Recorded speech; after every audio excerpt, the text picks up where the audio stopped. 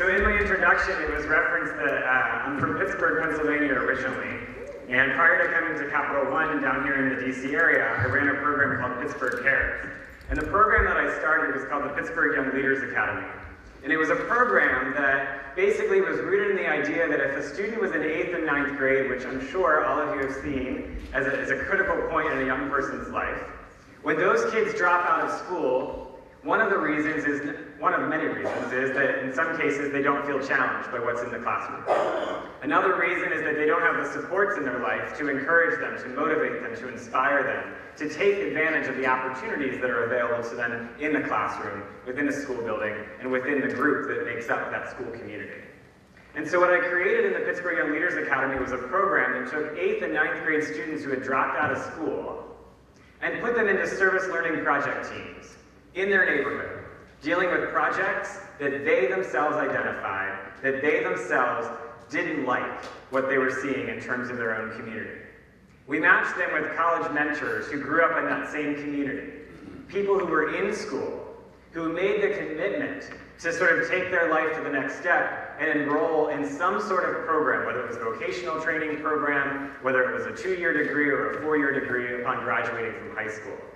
And then we layered that with a third layer of mentors who were from the professional community, so that we could open the eyes of these students to what was in their short-term future, if they made the choice to get there, and what could be in their longer-term future, if they made the commitment to put the work in that was necessary to get there.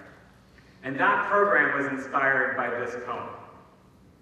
It's a poem that, for me, resonates with everyone who I've ever met who has ever made an impact in my life. And that is, as bold as somebody could be as a mentor, in challenging you to think differently, as powerful as somebody might be based on their bank account, their position, their possessions. As fragile as somebody could be who's living on the streets, who's fought overseas, and returns home to a lack of resources. Every single one of those people, at some point, puts a mask on. And some hide it really, really well.